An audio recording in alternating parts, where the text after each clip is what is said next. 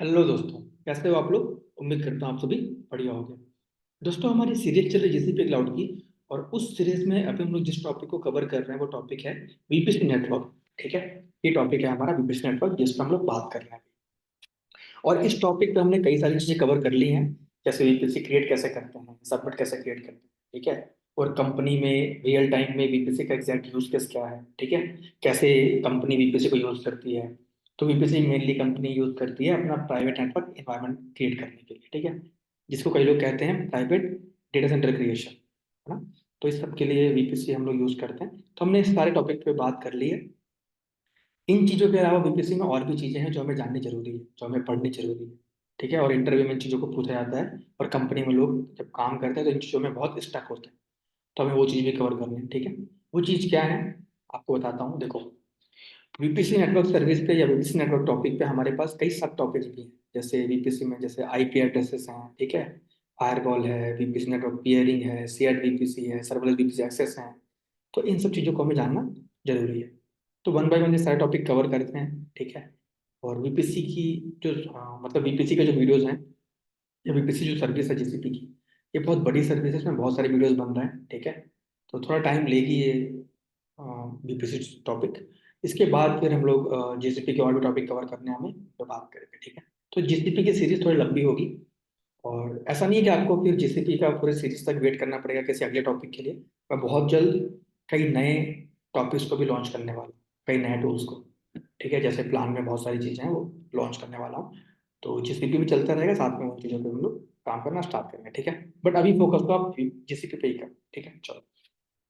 और जीसीपी की जो सीरीज है ना, इसमें जीसीपी के एवरी सिंगल टॉपिक को हम लोग कवर करें, एवरी सिंगल चीज़ों को। ठीक है, ताकि आप कहीं कभी, आप अगर आप जीसीपी पढ़ रहे हो तो आपको कहीं जाना ना पड़े कहीं और, आपको सब यहीं पे मिल जाए। ठीक है, चलो। अभी हम लोग बात करते हैं किस पे, बात करते हैं आईपी एड्रेसेस पे। ठीक है, उसके बाद आगे बढ़ेंगे। उसके बाद और भी यहाँ पे टॉपिक्स हैं। वीपीसी में हम लोग ये फर्स्ट टॉपिक पे बात कर लिया, फर्स्ट ऑप्शन पे, कि वीपीसी नेटवर्क वाला जो ऑप्शन है ये किस लिए होता है। तो इसको यूज करके हम लोग वीपीसी क्रिएट करते हैं, सबनेट क्रिएट करते हैं, ये सब चीजें करते हैं। ठीक है, अभी बात करता हूँ सेकंड ऑप्शन पे वीपीसी के, वो है आईपी एड्रेसेस। ठीक है, इसका मतलब क्या है। देखो, मैं आपको यहाँ पे पेंट में एक्सप्लेन करता हूँ तो आप समझ पाओ। ठीक है, वन सेकेंड। मान लो ये आपका जीसीपी क्लाउड अकाउंट है। ठीक है, ये आपका जीसीपी क्लाउड अकाउंट है ना। और ये जो अकाउंट है ये मान लो किसी कंपनी का है, आप किसी कंपनी में काम करते हो, कंपनी का नाम मान लो एक्स वाई जेड टेक्नोलॉजी, आप इस कंपनी में काम करते हो। इस कंपनी का ये इस कंपनी का जीसीपी अकाउंट है ना। और आप कोई जीसीपी अकाउंट में काम करते हैं, आप मतलब कोई भी ले लो। ठीक है, जैसे एग्जांपल दे रहा हूँ, हैरी। हैरी कोई जीसीपी अकाउंट में काम कर रहा है। ठीक है, जीसीपी अकाउंट जो है हैरी इसमें काम करेगा, और इस कंपनी का अकाउंट है ये। ठीक है, तो मान लो हैरी को बोला गया कि हैरी भाई आप एक वीएम क्रिएट करो। ठीक है, तो हैरी ना एक वीएम क्रिएट करेगा। कैसे क्रिएट करेगा। सबसे पहले हैरी जाएगा जीसीपी कंसोल है, वहां पे सर्च करेगा सर्विस, उसका नाम है कंप्यूट इंजन। उस सर्विस में जाएगा। ठीक है, और वहां पे इंस्टेंसेस वाले ऑप्शन में जाके, ठीक है, क्रिएट इंस्टेंस पे क्लिक करके, ठीक है, और फिर वो इंस्टेंस क्रिएट करने के लिए जो भी चीज चाहिए वहां पे पुट करेगा। ठीक है, मतलब वो इंस्टेंस क्रिएट कर रहा है। उसको हैरी को टास्क मिला हुआ है, कंपनी ने दिया है कि भाई जीसीपी क्लाउड में जाओ और एक इंस्टेंस बनाओ। उस इंस्टेंस का नाम आपको देना है क्या, वेब सर्वर। ठीक है, तो हैरी ने बोला ठीक है मैं करता हूँ। तो हैरी कैसे क्रिएट कर रहा है, वो जीसीपी क्लाउड में गया, वहां पे कंप्यूटर इंजन सर्च किया, इंस्टेंस वाले ऑप्शन पे गया, क्रिएट इंस्टेंस पे क्लिक किया, और वहां पे जो कॉन्फ़िगरेशन मांग रहा है इंस्टेंस क्रिएट करने के लिए वो हैरी पुट कर रहा है। ठीक है, क्या क्या चीजें मांगता है बेसिकली। तो इंस्टेंस का नेम मांगता है, वो उसे देना है वेब सर्वर। ठीक है, उसके बाद इंस्टेंस टाइप मांगता है। ठीक है, इमेज बोलता है कि भाई इमेज कौन सी चाहिए, रीजन पूछता है किस रीजन में क्रिएट करोगे। ठीक है, और स्टोरेज कितना देना है, ये सारी चीजें पूछता है। उसके साथ साथ कुछ और भी चीजें वो पूछता है इंस्टेंस क्रिएट करते समय। वो चीजें होती हैं कि नेटवर्क कौन सा होगा आपका, ठीक है, सबनेट कौन सा होगा। और साथ में एक चीज और पूछता है, वो है पब्लिक आईपी। पब्लिक आईपी आपको मशीन को देनी है कि नहीं। तो वहां पे दो ऑप्शन होता है, enable public IP, disable public. ठीक है, तो अगर आप कोई इंस्टेंस क्रिएट कर रहे हो और इस इंस्टेंस को कंपनी कहती है कि हमें बाहर से भी एक्सेस करना है। ठीक है, जैसे मान लो ये एक वेब सर्वर बन रहा है ना। अब इसमें जो कस्टमर आएंगे वो बाहर से आएंगे, तो हम चाहते हैं कि भाई ऐसा कुछ सेटअप हो ताकि बाहर से कस्टमर इस मशीन तक आ सके। ठीक है, तो वो पॉसिबल है पब्लिक आईपी के थ्रू।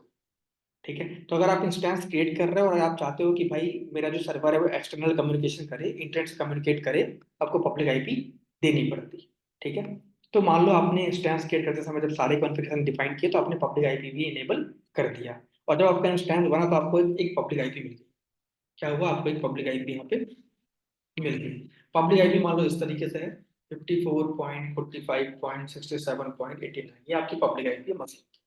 ठीक है, और ये जो पब्लिक आईपी है ना, ये पब्लिक आईपी का मतलब होता है कि इस आईपी पे इंटरनेट से कोई भी बंदा आ सकता है, और इस ये आईपी जिस भी रिसोर्स की है, जिस भी चीज की है, उस रिसोर्स को वो बंदा बाहर से एक्सेस कर सकता है। ठीक है, मतलब ये जो आईपी होती है पब्लिक आईपी, डायरेक्टली इंटरनेट से कम्युनिकेट कर रही है ना। चलो, लेकिन एक चीज आप समझ लो, जब आप इंस्टेंस क्रिएट करते समय आप पब्लिक आईपी देते हो ना, तो यहाँ पे इंस्टेंस में पब्लिक आईपी लग जाती है। ये वाली पब्लिक आईपी टेम्पररी होती है। क्या होती है पब्लिक आईपी? टेम्पररी होती है, परमानेंट नहीं होती। ठीक है, टेम्पररी का मतलब क्या है? टेम्पररी का मतलब यह है कि अगर आप इस इंस्टेंस को, इस मशीन को अगर आप स्टॉप करके दोबारा स्टार्ट करोगे या फिर रीस्टार्ट करोगे, तो ये जो आईपी आपको पहले मिली थी ना, वो आईपी सेम नहीं रहेगी। जैसे मान लो मैंने इंस्टेंस क्रिएट किया 3:41 और 3:42 मैंने इंस्टेंस स्टॉप कर दिया। तो जब मैंने इंस्टेंस क्रिएट करा तब ये आईपी थी, लेकिन जब मैं 3:42 पे इंस्टेंस को स्टॉप करके मान लो 3:45 पे दोबारा इंस्टेंस स्टार्ट करता हूँ, तो मेरी आईपी ये नहीं रहेगी, आईपी बदल जाएगी। ठीक है, तो ये क्या है, ये काइंड ऑफ एक ड्रॉबैक है, एक प्रॉब्लम है। अगर आपको मशीन टेस्टिंग के लिए चाहिए कि भाई ठीक है मैं ये मशीन क्रिएट करता हूँ, टेस्ट करके डिलीट कर दूंगा, तब तो उस केस में कोई दिक्कत नहीं। ठीक है, आप ऐसे मशीन क्रिएट कर लो। लेकिन अगर आप कंपनी में काम कर, इंडस्ट्री में काम कर रहे हो, ठीक है, तो वहां पे लोग इस तरीके से काम नहीं करते कि एक आपने आईपी दी हुई है मशीन पे और आपने मशीन बंद करी तो आईपी बदल गई। ठीक है, वो चीज कंपनी में एक्सेप्ट लोग नहीं करते। ठीक है, क्यों नहीं करते? एग्जाम्पल देते हैं। जैसे मान लो आपने ये मशीन बनाई आपने, तो आपने बोला कि ये मेरा वेब सर्वर है। ठीक है, और मान लो इसमें आपके इस वेब सर्वर पे एक एप्लीकेशन चल रही है। फॉर एग्जाम्पल चल रहा है नेटफ्लिक्स की एप्लीकेशन। ठीक है, नेटफ्लिक्स की वेब एप्लीकेशन इस वीएम पे चल रही है। ठीक है, और आपने इस वीएम को नाम दिया हुआ है, वेब सर्वर नहीं दिया, मान लो आपने नाम दिया हुआ है नेटफ्लिक्स प्रॉड एप्लीकेशन ऐप सर्वर, या फिर नाम दिया हुआ। ठीक है, अब ये आपकी मशीन है, वीएम है, इसके अंदर आपने नेटफ्लिक्स नाम की एप्लीकेशन डिप्लॉय करी हुई है। ठीक है, ये उस वीएम का नाम है, और इस वीएम के ऊपर एक आईपी लगी हुई है, पब्लिक आईपी, जो आपने इंस्टेंस क्रिएट करते समय दी थी पब्लिक आईपी। ठीक है, वो पब्लिक आईपी है मान लो 54.56.78.90, ये पब्लिक आईपी इस वीएम के ऊपर लगी हुई है। ठीक है, मतलब अगर बाहर से किसी बंदे को इस मशीन पे आना है तो कैसे आएगा? वो इस पब्लिक आईपी के थ्रू आएगा। ठीक है, पहले वो पब्लिक आईपी को सर्च करेगा, पब्लिक आईपी पे आएगा, पब्लिक आईपी के थ्रू होते हुए इस पे आएगा। ठीक है, और ये पब्लिक आईपी बाहर कैसे जाती है, कैसे कम्युनिकेट करती है इंटरनेट से, वो दूसरा पार्ट है, वो हम लोग ये बात नहीं कर रहे हैं। वो एक सेकेंडरी चीज है, वो बैकएंड में चल रहा होता है चीजें, कि जो पब्लिक आईपी होती है वो इंटरनेट गेटवे से कनेक्टेड होती है। ठीक है, इंटरनेट गेटवे जो है वो इंटरनेट से कम्युनिकेट करता है, रिक्वेस्ट लेके आता है और पब्लिक आईपी देता है, और पब्लिक आईपी जिस भी मशीन का होता है उस मशीन में रिक्वेस्ट चली जाती है। वो बैकएंड सेटअप है, उसको हम लोग बात नहीं कर रहे। ठीक है, तो आप ये समझो कि इस ये मशीन है, मशीन में एक एप्लीकेशन चल रही है नेटफ्लिक्स नाम की, और इस मशीन की एक पब्लिक आईपी है जिसको यूज करके लोग बाहर से इंटरनेट से इस मशीन तक आ रहे हैं, इस एप्लीकेशन तक पहुंच रहे हैं। ठीक है, लेकिन यूजुअली हम कंपनीज में ऐसे आईपी नहीं देते लोग कस्टमर्स को, लोगों को कुछ भी चीज एक्सेस करने के लिए। क्या करते हैं हम लोग? अपने कस्टमर को डोमेन देते हैं। ठीक है, तो मान लो कंपनी ने एक डोमेन फाइनल किया नेटफ्लिक्स वालों ने, netflix.com। ठीक है, और उस डोमेन को ना, क्योंकि देखो अभी तक तो कौन सी आईपी है जो इंटरनेट से मतलब रिक्वेस्ट लेके आ रही है सर्वर तक? वो ये आईपी है। अब हमें आईपी नहीं देना है, हमें डोमेन देना है। ठीक है, तो ये डोमेन हमने ले लिया। अब इस डोमेन को हमने क्या किया, इस आईपी के साथ बाइंड कर दिया। ठीक है, बाइंड कर दिया। अब कोई बंदा अगर बाहर से आ रहा है तो कैसे आ रहा है? वो सर्च करता है अपने ब्राउजर पे netflix.com। netflix.com जब सर्च करता है तो रिक्वेस्ट ऐसे होते हुए आती है इस आईपी तक, क्योंकि इस डोमेन के बैकएंड में आईपी लगी है, आईपी तक रिक्वेस्ट आई, और ये आईपी किस मशीन पे? इस मशीन पे, तो रिक्वेस्ट यहाँ तक चली। ठीक है, सब कुछ प्रॉपर चल रहा है, बढ़िया चल रहा है। लेकिन मान लो आपने इस मशीन को गलती से कभी रीस्टार्ट कर दिया या स्टॉप कर दिया, तो क्या होगा? मैंने क्या बोला कि जब आप इंस्टेंस क्रिएट करते समय जो आईपी देते हो ना, वो एक टेम्पररी आईपी होती है। तो जैसे ही आपने मशीन को रीस्टार्ट या स्टॉप किया, ठीक है, और दोबारा स्टार्ट किया, तो आईपी ये वाली नहीं रहेगी। आईपी क्या होगी? आईपी चेंज हो जाएगी। जैसे मान लो 98 आ गया है, या फिर आईपी ऐसे आ गई, मान लो 65456789, ये आईपी आ गई। आईपी चेंज होगी, ठीक है। तो ये क्या है? प्रॉब्लम है। क्यों प्रॉब्लम है? क्योंकि आपका ये डोमेन है वो तो पहली वाली आईपी से मैप था, इस आईपी से तो मैप ही नहीं है। तो फिर क्या होगा? जो आपके कस्टमर आ रहे होंगे ना, जो बाद में सर्च कर रहे होंगे netflix.com, उनको एरर मिल रहा होगा 502 बैड गेट पे, ठीक है, इस टाइप का एरर मिल रहा होगा। तो ये प्रॉब्लम है, ड्रॉबैक। इस ड्रॉबैक को कवर करने के लिए, रिकवर करने के लिए क्लाउड उन्होंने अपनी एक नई सर्विस लॉन्च करी थी। उस सर्विस का नाम क्या है? जैसे एडब्ल्यूएस वाले सर्विस को क्या बोलते हैं? उस सर्विस को बोलते हैं इलास्टिक आईपी सर्विस, ठीक है। एजोर वाले बोलते हैं स्टैटिक आईपी सर्विस, ठीक है। और जिसपी वाले भी नाम दिए हैं, वो नाम दिए हैं आईपी एड्रेसेस, ऐसे नाम दिए हैं वो, ठीक है। इन सब का मतलब क्या होता है? इन सब का मतलब ये होता है कि आप इन सर्विस को यूज करके एक परमानेंट आईपी क्रिएट कर सकते हो और उस आईपी को अपने रिसोर्स के साथ अटैच कर सकते हो। परमानेंट आईपी का मतलब क्या होता है कि अगर आपने इन सर्विस को यूज करके कोई आईपी क्रिएट करी और अपने रिसोर्स पे लगा दी, तो वो आईपी दोबारा चेंज नहीं होगी, वो आईपी परमानेंट यहाँ पे लग चुकी है। वो परमानेंट आपके रिसोर्स के साथ रहेगी। आप मशीन स्टॉप कर दो, स्टार्ट कर दो, कुछ भी कर दो, आईपी सेम रहेगी, ठीक है। तो वही सर्विस यहाँ पे मिली हुई है हमें, आईपी एड्रेसेस की सर्विस, ठीक है। लेकिन जीसीपी क्लाउड में थोड़ा डिफरेंस है बाकी क्लाउड के मुकाबले, ठीक है। देखो, अगर मैं एडब्ल्यूएस की बात करूं, ठीक है, तो एडब्ल्यूएस में आप लोग क्रिएट करते हो इलास्टिक आईपी, ठीक है, जो कि एक परमानेंट एक्सटर्नल आईपी होती है, मतलब पब्लिक आईपी होती है काइंड ऑफ, ठीक है। एज्योर में भी यही चीज है। अगर आप कोई स्टैटिक आईपी का ऑप्शन होता है, वहां पे अगर आप कोई स्टैटिक आईपी क्रिएट करते हो, तो वो क्या है? वो एक परमानेंट एक्सटर्नल आईपी है, ठीक है, पब्लिक आईपी बोलो उसको।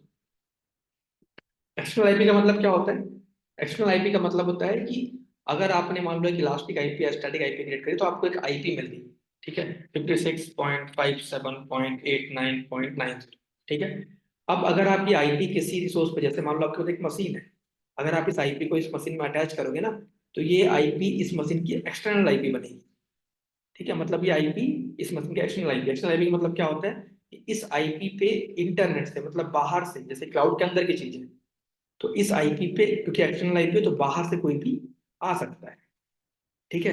लेकिन जीसीपी में आपको एक थोड़ा सा डिफरेंस मिलता है, एक छोटी सी चीज अलग मिलती है। वो क्या है कि यहाँ पे अगर आप चाहो, तो जो आप परमानेंट आईपी क्रिएट कर रहे हो, ठीक है, जिसको स्टैटिक आईपी कहते हैं, इलास्टिक आईपी कहते हैं, तो जो आप परमानेंट आईपी क्रिएट कर रहे हो, आप एक्सटर्नल भी क्रिएट कर सकते हो और इंटरनल भी क्रिएट कर सकते हो। ये बेनिफिट है जीसीपी में। मतलब अगर आप जीसीपी में स्टैटिक आईपी क्रिएट करें, तो आपके पास दो ऑप्शन होते हैं, एक एक्सटर्नल के लिए और एक इंटरनल के लिए, ठीक है। बाकी क्लाउड वाले सिर्फ एक्सटर्नल देते हैं, इंटरनल नहीं देते, लेकिन जीसीपी वाले इंटरनल भी देते हैं। ये कैसे वर्क करता है, करते हैं प्रैक्टिकल, तो आपको समझ में आएगा, ठीक है। वहाँ पे और भी चीजें आपको बताऊँ।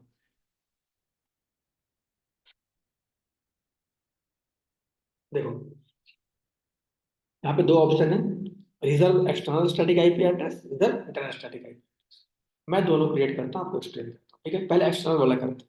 तो मैंने क्लिक किया, ये नाम दिया, फिर मैंने नाम दिया मान लो एक्सटर्नल टेस्ट आईपी, ठीक है। अभी आपको एग्जांपल दिखाऊंगा सब कुछ करके, ठीक है। बैठो थोड़ा देखो, सब चीजों को समझ पाओगे अच्छे से। चलिए मत जाना कहीं, वीडियो को पूरा देखना, ठीक है। चलो, ये मैंने नाम दिया network service tier premium standard, मैं स्टैंडर्ड ले रहा हूँ। IPv4 में हम लोग ये यूज वर्क करते हैं। पर टाइप पूछ रहा है कि आप जो एक्सटर्नल आईपी क्रिएट कर रहे हो, रीजनल होगा, ग्लोबल होगा। तो मैंने रीजनल रखा, ठीक है, ग्लोबल नहीं रखा। कि भाई मेरी जो मशीन है, मतलब जो मेरे रिसोर्स हैं वो मान लो मुंबई रीजन में है, तो मैं चाहता हूँ कि भाई ये जो इलास्टिक आईपी बना रहा हूँ, जो स्टैटिक आईपी बना रहा हूँ, वो मुंबई रीजन वाले रिसोर्स के लिए अवेलेबल रहे, बाकी और कहीं ना लगे। तो मैं रीजन बेस पे क्रिएट कर रहा हूँ, ठीक है। अब ये बोल रहा है अटैच करना है, किस पे अटैच करना है? तो मेरे पास अभी कोई रिसोर्स है नहीं, कोई इंस्टेंस होता या कुछ होता डेटाबेस वगैरह, वहाँ अटैच कर देता, ठीक है, कि इस इंस्टेंस के साथ ये पब्लिक आईपी अटैच कर दो परमानेंट आईपी। अभी मैं नहीं कर रहा हूँ, क्यों नहीं कर रहा हूँ? क्योंकि आपको एक प्रैक्टिकल करके दिखाना है, इसलिए नहीं कर रहा हूं। ठीक है, चलो मैं इसको रिजर्व कर लेता हूँ। मैंने कहा क्या, रिजर्व कर दिया। तो मैंने एक पब्लिक आईपी क्रिएट कर दी।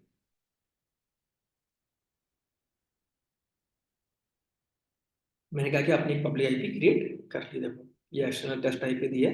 एक्सेस टाइप क्या है, एक्सटर्नल, मतलब ये पब्लिक आईपी है। ठीक है, क्या स्टैटिक आईपी है, ठीक है, एक्सटर्नल आईपी है, पब्लिक आईपी है, मैंने क्रिएट कर लिया।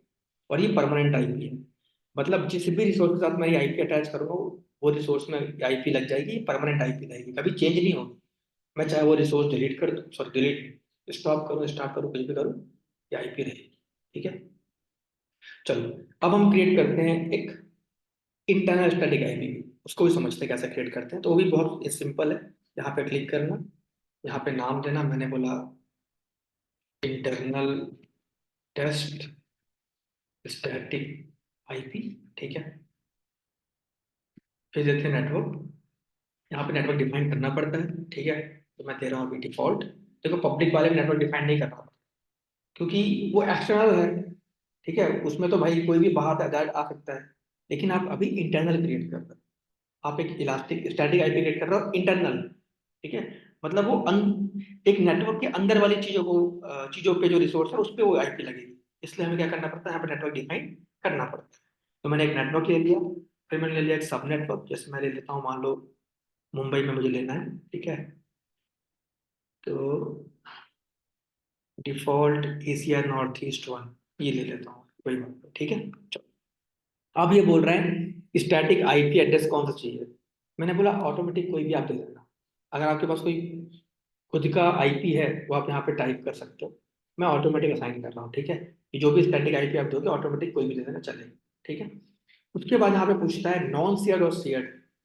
जो आप यहाँ पे आईपी एड्रेस क्रिएट कर रहे हो, इंटरनल आईपी एड्रेस, आप शेयर्ड चाहते हो, नॉन शेयर्ड चाहते हो? शेयर्ड का मतलब होता है, यहाँ पे एक्सप्लेन करते हैं। देखो आपने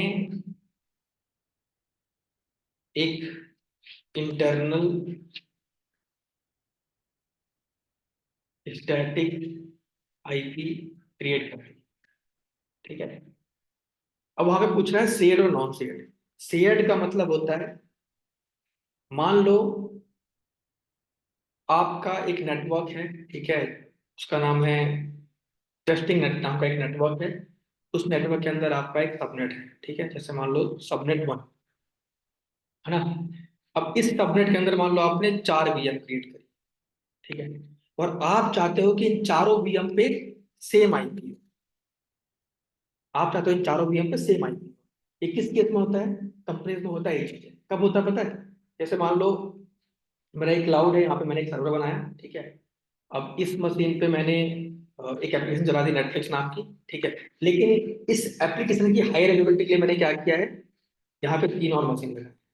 ठीक है, और ये 3 मशीन में मैंने सेम एप्लीकेशन चलाई है, नेटफ्लिक्स, नेटफ्लिक्स, नेटफ्लिक्स। ठीक है, तो मेरी 4 मशीन है, और चारों मशीन पे क्या करिए, मैंने सेम एप्लीकेशन चलाई है। तो मैं ये चाहूंगा कि इन चारों मशीन पे आईपी मेरी सेम हो, अलग अलग आईपी ना हो, इन चारों मशीन का अलग अलग एड्रेस ना हो। ठीक है, इसलिए यहाँ पे ऑप्शन क्या मिलता है आपको, एक मिलता है शेयर्ड का। मतलब ये कह रहा है कि अगर आप एक मशीन, मतलब आप अगर आप एक स्टैटिक इंटरनल आईपी क्रिएट कर रहे हो, अगर आप उसको शेयर करोगे तो पता क्या होगा, जित उस नेटवर्क में, उस सबनेट में आप जितने भी मशीन बनाओगे सब में सेम आईपी। सिंपल कहने का मतलब यह है, अगर आप एक इंटरनल स्टैटिक आईपी क्रिएट कर रहे हो, ठीक है, और आपने वो एक स्पेसिफिक नेटवर्क में क्रिएट किया है। ठीक है, इस नेटवर्क में, उसमें उस नेटवर्क में एक सबनेट है। तो इस सबनेट में जितने भी वीएम होंगी, जितनी भी वीएम आप बनाओगे, उन सारे वीएम्स पे सेम आईपी होगी। ठीक है, इसका ये होता है शेयर्ड का मतलब। और नॉन शेयर्ड का मतलब क्या होता है, ये शेयर्ड का मतलब होता है। नॉन शेयर्ड का मतलब क्या होता है, नॉन शेयर्ड का मतलब होता है कि आप एक रिसोर्स मतलब एक वीएम पे एक बार में एक आईपी लगेगी, अगले बारे में दूसरी लगेगी, अगले उसके अगले बारे में तीसरी अगली आएगी। ठीक है, चौथी ऐसे आएगी। ये होता है शेयर और नॉन शेयर का मतलब। ठीक है, ध्यान रखना। तो जब आप इंटरनल स्टैटिक आईपी क्रिएट करते हो तो यहाँ पे आपको ऑप्शन मिलता है। ठीक है, नॉन शेयर्ड और शेयर्ड का इंटरव्यू में पूछते हैं क्वेश्चन वगैरह। शेयर्ड का मतलब होता है कि आप जितने भी रिसोर्स उस नेटवर्क, जिस भी नेटवर्क में आप ये स्टैटिक आईपी क्रिएट कर रहे हो, जिस भी नेटवर्क के लिए, उस नेटवर्क में जितनी भी आईपी बने, जितनी भी मशीन बनेंगी, अप टू 50 में सेम आईपी शेयर कर देगा। ठीक है, सेम आईपी होगी, अप टू 50 मशीन होगी, अप टू 50 रिसोर्स की। और नॉन सेट का मतलब क्या होता है, वो एक ही मशीन पर अटैच करेगा, अगली वाली पे आपको अगला, एक उसके लिए एक नया स्टैटिक आईपी बनाना पड़ेगा। ठीक है, वो सब फिर मतलब पैसे 1 to 1 बनाओ सबके लिए। ठीक है, ये सारी चीजें ध्यान रखें इस चीज को। चलो, मैं नॉन सेट कर रहा हूँ और रिजर्व करता हूँ। ठीक है, देखो इंटरनल स्टैटिक आईपी को प्राइवेट आईपी भी आप कह सकते हो। ठीक है, बाकी क्लाउड में क्या होता है, प्राइवेट आईपी तो आपका क्लाउड वाला खुद देते हैं। जैसे मान लो आपने AWS क्लाउड में इंस्टेंस क्रिएट किया, तो प्राइवेट आईपी आपको खुद से मिल जाती है। ठीक है, और कोई भी क्लाउड आप क्रिएट करो, कोई भी क्लाउड में आप VM क्रिएट करो, वहाँ पे प्राइवेट आईपी खुद से मिल जाती है।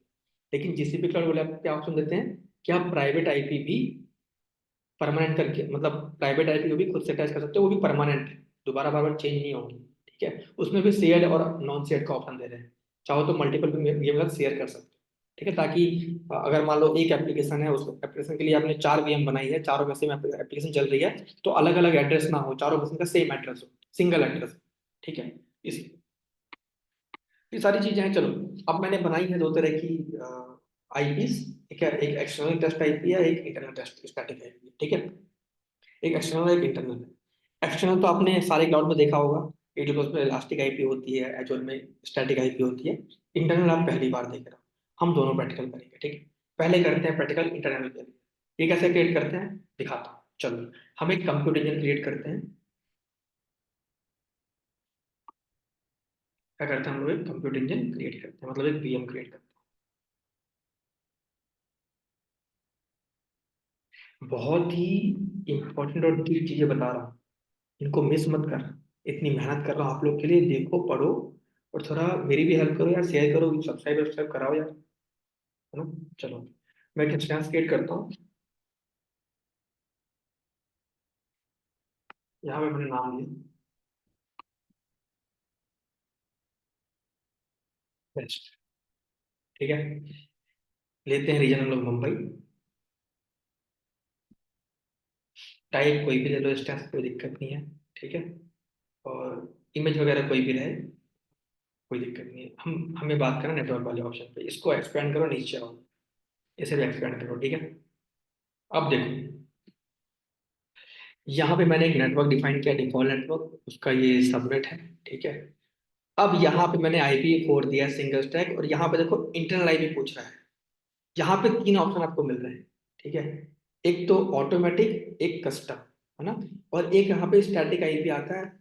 एक सेकेंड ना, शायद हमने ना किसी और सबनेट में क्रिएट कर दिया।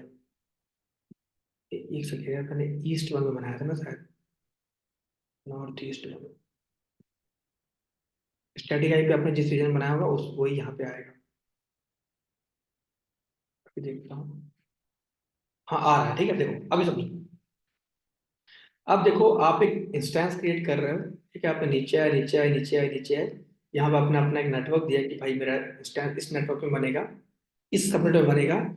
उसके बाद यहाँ पे बोल रहा है भाई आईपी डिफाइन करो, है ना। बाकी क्लाउड में क्या होता है, आईपी अपने आप मिलती है, लेकिन यहाँ आपको आईपी डिफाइन करने का ऑप्शन मिल रहा है। ठीक है, तो यहाँ पे 2 3 ऑप्शन आपको मिल रहे हैं, ई फिमरल ऑटोमेटिक, ई फिमरल कस्टम, और ये जो आपने खुद की आईपी बनाई है वो।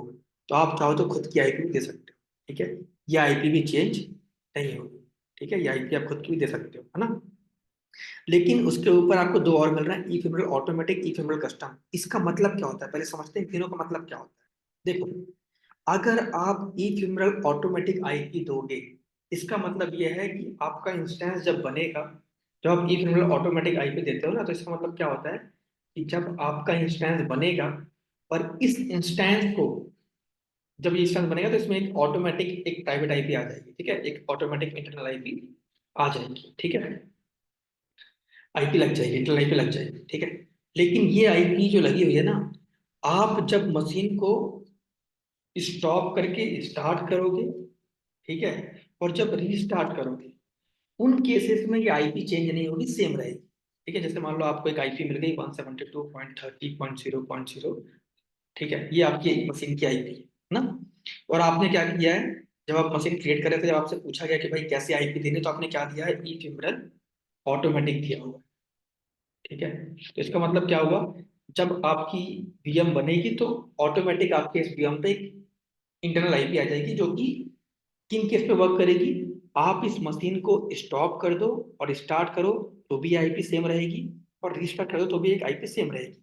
लेकिन अगर आपने मशीन डिलीट कर दी तो क्या होगा, आईपी चेंज हो जाएगी। तो जो अगली मशीन आएगी उसमें आईपी बदली हुई होगी। ठीक है, ऐसे ही इफिमरल कस्टम के लिए जो होता है, ऑटोमेटिक मतलब क्या होता है कि वो खुद से आईपी दे देंगे आपको बना के जीसीपी क्लाउड वाले, और कस्टम का मतलब होता है आप खुद से आईपी डिफाइन कर। ठीक है, ये दो ऑप्शन आपको वहां पे मिले। देखो दिखाता हूँ आपको, मैं यहाँ पे दो ऑप्शन आपको मिले। एक मिला इफिमरल ऑटोमेटिक, एक इफिमरल कस्टम। ठीक है, इफिमरल का मतलब क्या होता है कि आपकी जो मशीन बनेगी इसमें ऑटोमेटिक आईपी बन के आएगी, मतलब एक प्राइवेट आईपी मिलेगी। और ये आईपी आप जब मशीन को स्टॉप स्टार्ट करोगे और रिस्टार्ट करोगे तो आईपी सेम रहेगी, लेकिन अगर आप मशीन डिलीट कर दो तो क्या होगा, आईपी बदल जाएगी। ठीक है, इसके लिए आपको यहाँ पे इंटरनल टेस्ट स्टैटिक आईपी का भी ऑप्शन मिलता है जीसीपी क्लाउड में, कि अगर आप चाहो तो इंटरनल टेस्ट स्टैटिक आईपी दे दो। इससे क्या बेनिफिट है, इससे बेनिफिट यह है कि मान लो आपने एक मशीन क्रिएट करी, उसमें आपने एक इंटरनल आईपी डिफाइन कर दी। ये आईपी क्या है, ये परमानेंट आईपी। ठीक है, इस केस में क्या होता है, आप मशीन को स्टॉप करो, स्टार्ट करो, रीस्टार्ट करो, डिलीट कर दो, कुछ भी कर दो, आपकी आईपी हमेशा सेम रहेगी। आपकी आई से हमेशा सेम रहेगी। आप अगली बार इंस्टेंस क्रिएट करोगे नेक्स्ट टाइम, ठीक है, तो नेक्स्ट टाइम दोबारा आपको ये ऑप्शन मिल जाएगा, ये वाला इंटरनल टेस्ट आईपी वाला, दोबारा डिफाइन कर दो, दोबारा सेम आईपी आएगी। फिर मशीन बनेगा, क्रिएट कर दिए, कोई बात नहीं, तीसरी मशीन क्रिएट करोगे, दोबारा ही वाली आईपी डिफाइन, ये वाला ऑप्शन डिफाइन कर दो, तीसरी बार भी सेम आईपी आ जाएगी, है ना। तो ये बेनिफिट है इंटरनल स्टैटिक आईपी का। मतलब अगर आप इंटरनल आईपी, जिसको प्राइवेट आईपी कहते हो, अगर आप चाहते हो कि वो आईपी कभी चेंज ना हो, हमेशा सेम रहे, तो आप जीसीपी क्लाउड में इंटरनल स्टैटिक आईपी भी क्रिएट करके काम कर सकते हो। ठीक है, ये बेनिफिट है इंटरनल स्टैटिक आईपी का, ध्यान रखना। और आपसे इंटरव्यू में क्वेश्चन पूछता है ई फिमरल ऑटोमेटिक कस्टम, और इसका मतलब क्या होता है। तो ई फिमरल ऑटोमेटिक और कस्टम का मतलब होता है कि अगर आपने एक मशीन क्रिएट करी, उसमें आपने इंटरनल आईपी डिफाइन करी ई फिमरल को लेते हुए, तो क्या होता है उसका मतलब कि वो मशीन अगर आप स्टॉप स्टार्ट करोगे, रजिस्टर करोगे तो आईपी सेम रहेगी, लेकिन मशीन डिलीट करोगे तो क्या होगा, आईपी चेंज हो जाएगी। लेकिन अगर आप इंटरनल स्टैटिक आईपी क्रिएट करके रखते हो और उसे आप किसी इंस्टेंस पर अटैच करते हो, तो क्या होगा, बेनिफिट क्या है कि आईपी स्टार्ट स्टॉप करने पे, डिलीट करने पे, रजिस्टर करने पे, हर टाइम पे वो सेम रहेगी। ठीक है, आईपी कभी बदलेगी नहीं। ये बेनिफिट है इंटरनल स्टैटिक आईपी का, ध्यान रखना इस चीज को। कोई बताएगा नहीं, मैं बता रहा हूँ ये चीज। ठीक है, देखो यहाँ पे दिया भी है चीज, पढ़ लेना, यहाँ पे क्वेश्चन मार्क पे क्लिक करके तो बता देगा आपको। देखो, for ephemeral the starting instance won't change its internal IP, but deleting and recreating instance will change the internal IP. ठीक है, और स्टार्टिंग में क्या होता है, सेलेक्ट और create starting internal IP if you want the instance to keep its IP when deleted and recreated. ठीक है, तो ये बेनिफिट है, ध्यान रखना इस चीज को। चलो, तो ये तो हमारा प्रैक्टिकल और यूज केस दिखाया मैंने आपको इंटरनल स्टैटिक आईपी। ठीक है, जीसीपी क्लाउड में जब आप इलास्टिक आईपी क्रिएट करते हो तो आपको दो ऑप्शन मिलते हैं। ठीक है, एक एक्सटर्नल इलास्टिक आईपी और एक इंटरनल इलास्टिक आईपी, जिसको यहाँ पे स्टैटिक आईपी भी कहते हैं। ठीक है, तो हमने इंटरनल वाले पे बात कर ली, अब बात करते हैं एक्सटर्नल वाले का क्या बेनिफिट है। ठीक है, चलो, तो मैं अभी एक इंस्टेंस क्रिएट करता हूँ जल्दी से, तो आप समझ पाओगे एक्सटर्नल आईपी वाला यूज केस। चलते हैं कंप्यूटर इंजन पे, वीएम इंस्टेंसेस पे।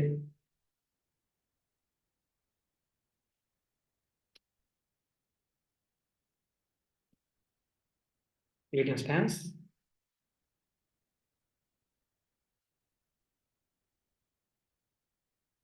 वही वन ले लेते हैं। ठीक है, नहीं यार, मेरा पहले एक सेकंड रुको, पहले मैं चेक कर लेता हूँ कि मेरी जो मैंने आईपी क्रिएट करी है एक्सटर्नल वाली ना, वो किस जोन में बनी है, वरना बाद में दिक्कत होगी।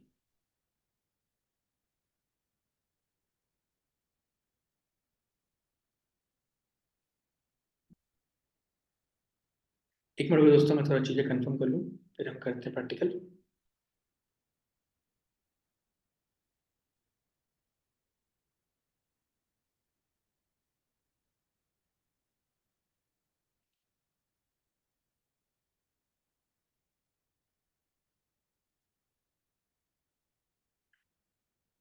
वीपीसी नेटवर्क,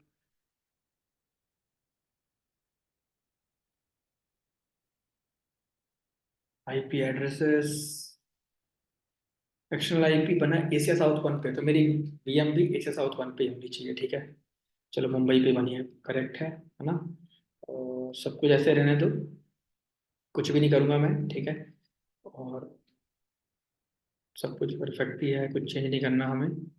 नेटवर्क वगैरह भी ये रहने दो। आईपी मैं ऑटोमेटिक दे रहा हूँ इफेमरल, ठीक है। मतलब ये जो इंटरनल आईपी है ना, ये मैं ऑटोमेटिक दे रहा हूँ, ठीक है। मैं ये डिफाइन नहीं कर रहा हूँ कि स्टैटिक हो या कुछ हो। मैं ऑटोमेटिक दे रहा हूँ जो आईपी, और मैं मशीन क्रिएट कर रहा हूँ। अब देखना, इस मशीन के साथ एक पब्लिक आईपी आएगी, इस मशीन के साथ एक पब्लिक आईपी आएगी, ठीक है। एक सेकंड होगा दोस्तों, मैं थोड़ा ये अकाउंट कंफर्म करा लूँ, 1 सेकेंड। यार सॉरी, वो जो बंदा है ना जिसका अकाउंट है, वो बंदा अभी आई थिंक बिजी है, उसने मेरा कॉल उठाया। तो मैं आपको ऐसे एक्सप्लेन कर देता हूँ, ठीक है। एक चीज याद रखना, अब समझो इस चीज को, प्रैक्टिकल आप खुद से कर लेना, ठीक है।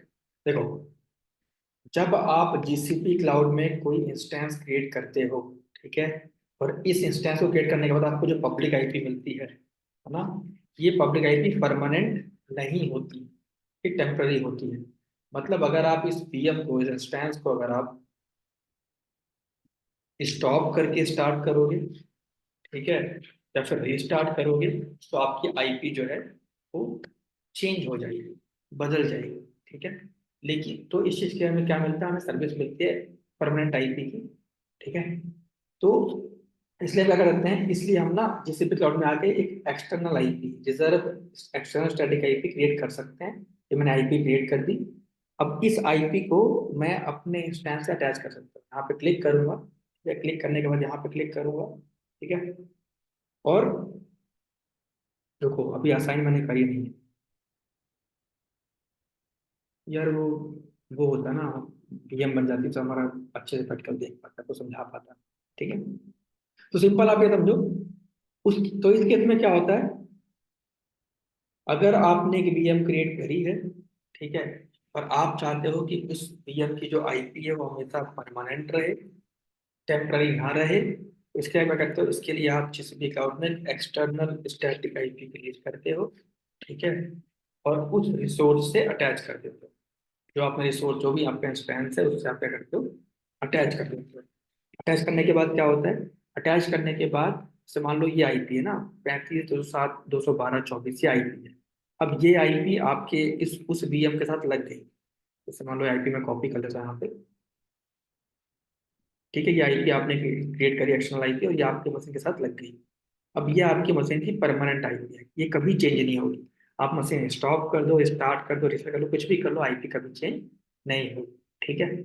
और एक बेनिफिट ये है यहाँ पे कि मान लो आपने मशीन डिलीट कर दी है, ये मशीन गलती से डिलीट हो गई, ठीक है, और आप नई मशीन क्रिएट कर रहे हो, ठीक है। अब आप इस नई मशीन में भी आप वही आईपी चाहते हो, तो कोई बात नहीं, आप मशीन डिलीट कर दोगे, लेकिन ये आईपी इस ऑप्शन में हमेशा पड़ी रहेगी। अभी देखो, अभी यहाँ पे इन यूज्ड बाई नन लिखा हुआ है। अगर आप अपनी मशीन में अटैच कर दोगे ना जब, तो क्या हो जाएगा, इन यूज्ड बाई दिस इंस्टेंस आएगा यहाँ पे, इन यूज आएगा, ठीक है। एक सेकेंड रुको, यहाँ पे इन यूज आएगा, ठीक है। अभी नन आ रहा है, इन यूज आएगा कि भाई वो मशीन के साथ अटैच है। लेकिन मान लो आपने ये मशीन डिलीट कर दी, है ना, तो उसका क्या होगा, मशीन तो डिलीट हो गई, यहाँ पे ना नन आ जाएगा। मशीन डिलीट चाहिए क्योंकि मशीन के साथ अटैच थी, मशीन चली गई, अब यहाँ पे नन आ रहा है। अब आप एक नई मशीन क्रिएट करो, ठीक है, वहां पे नन आ रहा है, अब एक नई मशीन क्रिएट करो, और ये आईपी जो पहले आपने इससे करी थी, अब आप इससे अटैच करो, तो सेम आईपी आपकी यहाँ पे आ जाएगी, ठीक है। ये बेनिफिट है एक्सटर्नल आईपी का, ठीक है। तो इंडस्ट्री में हम लोग इस तरह की चीजें करते हैं, और इन सब चीजों पे काम करना होता है, ध्यान रखना इस चीज पे, ठीक है। तो ये दोस्तों था आईपी एड्रेस के बारे में, ठीक है। तो जीसीपी क्लाउड में हमें दो तरह के आईपी एड्रेस सेट करने का मौका मिलता है, एक होता है इंटरनल, एक होता है एक्सटर्नल। दोनों में क्या डिफरेंस है, क्या किस लिए क्रिएट करते हैं, मैंने आपको एक्सप्लेन कर दिया है। करो प्रैक्टिकल, उम्मीद करता हूँ आप अच्छे से कर पाओगे। कोई डाउट हो तो रीच आउट कर सकते हो थ्रू व्हाट्सएप और लिंक्डइन, ठीक है, जो भी आपको सही लगे। मिलते हैं अगली वीडियो में। अगला वीडियो हमारा होगा फायरवॉल के ऊपर, फिर VPC network peering, shared VPC, इन सब पे बात करना है। फिर आगे और भी चीज़ें हमें कवर करनी चाहिए, ठीक है। मिलते हैं अगले वीडियो में, तब तक के लिए बाय।